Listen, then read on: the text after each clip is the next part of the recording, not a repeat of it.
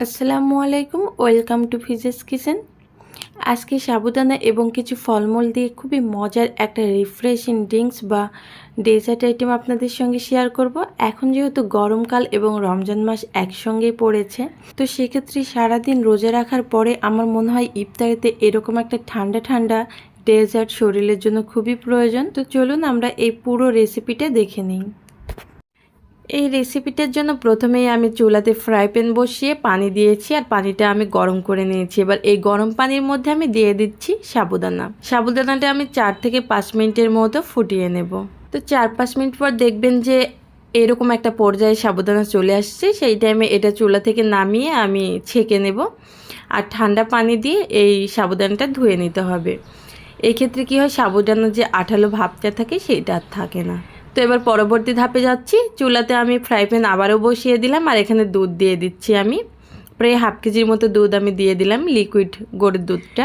এখন হচ্ছে এই দুধটাকে যেটা করতে হবে, জাল দিয়ে নিতে হবে আর অনবরত নাড়াচাড়া করতে হবে যেন এই দুধের উপর কোনো সর না পড়ে।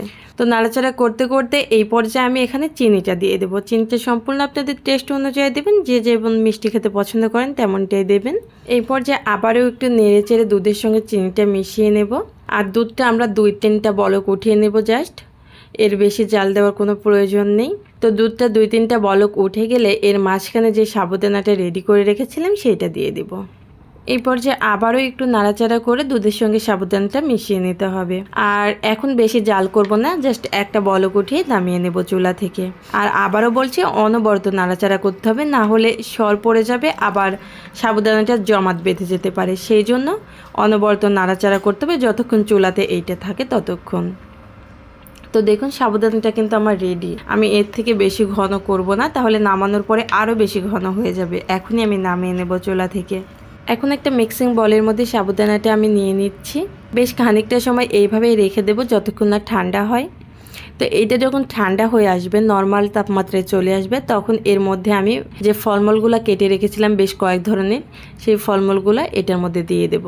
এখন যেটা করব সেটা হলো সাবুদানার সঙ্গে এই ফলমূলগুলো সব খুব ভালোভাবে নাড়াচাড়া করে মিশিয়ে নেব।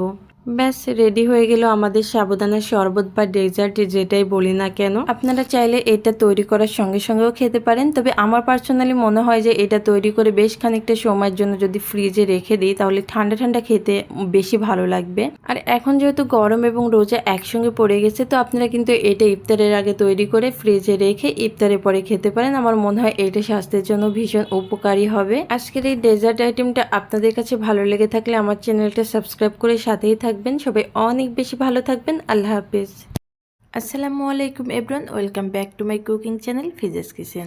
সবাইকে জানাই ঈদের অনেক বেশি শুভেচ্ছা এবং অভিনন্দন। আশা করি আপনারা সবাই অনেক বেশি ভালো আছেন। আজকে আপনাদের সঙ্গে ঈদ স্পেশাল একটা কাস্টার্ড রেসিপি শেয়ার করব। খুবই স্বাস্থ্যসম্মত এবং সহজভাবে ফ্রুটস কাস্টার্ড রেসিপিটা আপনাদেরকে দেখানোর চেষ্টা করব। আশা করছি আপনাদের কাছে ভালো লাগবে। ভালো লাগলে অবশ্যই আমার ভিডিওটা শেষ পর্যন্ত দেখবেন। এই জন্য প্রথমে আমার যেটা লাগবে সেটা হলো কাস্টার্ড পাউডার।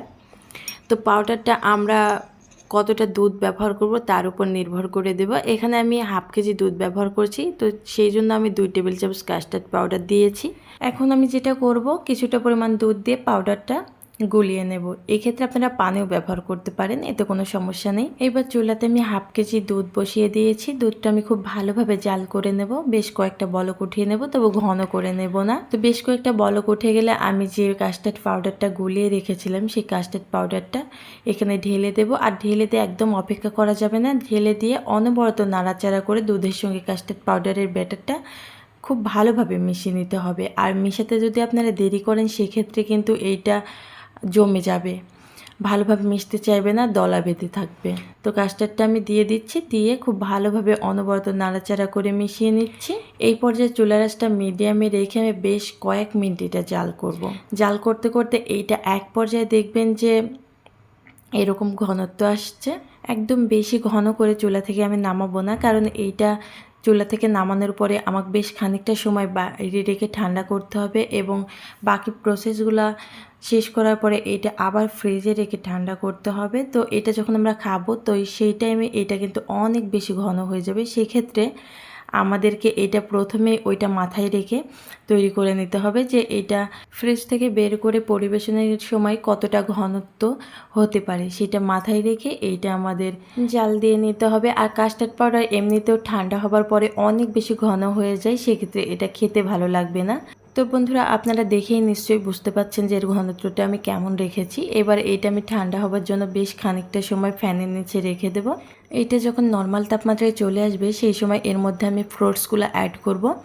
এখানে আমি বিভিন্ন ধরনের ফ্রুটস ব্যবহার করেছি, আর চিনির বদলে এখানে আমি খেজুর ব্যবহার করেছি। এটা আমি হেলদিভাবে তৈরি করে দেখানোর আপনাদেরকে চেষ্টা করছি। কেটে রাখা ফ্রুটসগুলো এবার আমি কাস্টার্ডের মধ্যে দিয়ে খুব ভালোভাবে মিশিয়ে নিচ্ছি। খুব ভালোভাবে মিশানো হয়ে গেলে এইটা আমি পরিবেশনের জন্য অন্য একটা জায়গায় নিয়ে নিচ্ছি। এই পর্যায়ে আমার ফ্রুটস কাস্টার্ডটা রেডি। আপনারা চাইলে এখনও খেতে পারেন, তবে এই সময় খেলে এর যে আসল স্বাদ সেটা আপনারা বুঝতে পারবেন না। সেই ক্ষেত্রে অবশ্যই এই কাস্টার্ডটা তৈরি করার পরে 30 থেকে 40 মিনিটের মতো সময় নর্মাল ফ্রিজে রেখে খেতে হবে। সেই ক্ষেত্রে আপনারা এর যে আসল স্বাদ সেটা বুঝতে পারবেন।